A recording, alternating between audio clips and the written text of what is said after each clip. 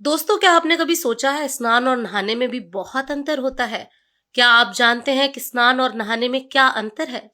एक बार देवी सत्यभामा ने देवी रुक्मणी से पूछा कि दीदी, क्या आपको मालूम है कि श्री कृष्ण जी बार बार द्रौपदी से मिलने क्यों जाते हैं? कोई अपनी बहन के घर बार बार मिलने थोड़ी ना जाता है। मुझे तो लगता है कि कुछ गड़बड़ है। ऐसा क्या है जो बार बार द्रौपदी के घर जाते हैं? तो देवी रुक्मणी ने कहा, बेकार की बातें मत करो, ये बहन भाई का पवित्र संबंध है। जाओ, जाकर अपना काम करो। ठाकुर जी सब समझ गए और कहीं जाने लगे। तो देवी सत्यभामा ने कहा कि प्रभु, आप कहाँ जा रहे हो? ठाकुर जी ने कहा कि मैं द्रौपदी के घर जा रहा हूँ। अब तो सत्यभामा जी और बेचैन हो गईं और तुरंत देवी रुक्मणी से बोली, देखो दीदी, फिर वहीं द्रौपदी के घर जा रहे हैं। कृष्ण जी ने कहा, क्या तुम भी हमारे साथ चलोगी? तो सत्यभामा जी फौरन तैयार हो गईं और देवी रुक्मणी से बोली कि दीदी, आप भी मेरे साथ चलो और द्रौपदी को ऐसा मजा चखा के आएंगे कि वो जीवन भर याद रखेगी। देवी रुक्मणी भी तैयार हो गई। जब दोनों देवियां द्रौपदी के घर पहुंची तो देखा कि द्रौपदी अपने केश सवार रही थी। जब द्रौपदी केश सवार रही थी तो भगवान श्री कृष्ण ने पूछा, द्रौपदी क्या कर रही हो? तो द्रौपदी बोली, भैया केश सवार के अभी आई। तो भगवान बोले, तुम काहे को केस सवार रही हो? तुम्हारे तो दो दो भाभी आई हैं, ये तुम्हारे केस सवारेंगी।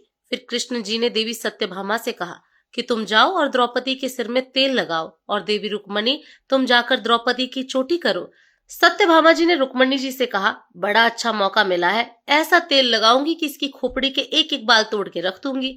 और जैसे ही सत्यभामा जी ने द्रौपदी के सिर में तेल लगाना शुरू किया और एक बाल को तोड़ा तो बाल तोड़ते ही आवाज आई, हे कृष्ण। फिर दूसरा बाल तोड़ा, फिर आवाज आई, हे कृष्ण। फिर तीसरा बाल तोड़ा तो फिर आवाज आई, हे कृष्ण।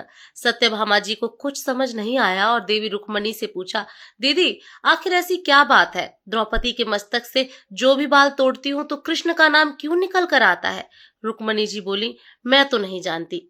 पीछे से भगवान बोले, देवी सत्यभामा, तुम देवी रुक्मणी से पूछ रही थी कि मैं दौड़ दौड़ कर इस द्रौपदी के घर क्यों आता हूँ? क्योंकि पूरे भूमंडल पर, पूरी पृथ्वी पर कोई संत, कोई साधु, कोई सन्यासी, कोई तपस्वी, कोई साधक, कोई उपासक ऐसा नहीं हुआ जिसने एक दिन में 3.5 करोड़ बार मेरा नाम लिया हो। और द्रौपदी केवल ऐसी है जो एक दिन में 3.5 करोड़ बार मेरा नाम लेती है।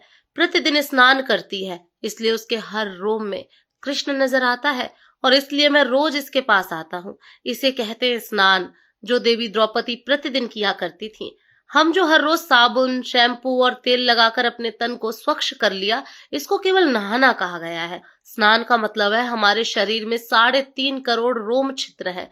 जब नारायण से पूछा गया, ये 3.5 करोड़ रोम छिद्र कर्मों दिए गए हैं, तो नारायण ने कहा, जब मनुष्य 3.5 करोड़ बार भगवान का नाम ले लेता है तब जीवन में एक बार उसका स्नान हो पाता है।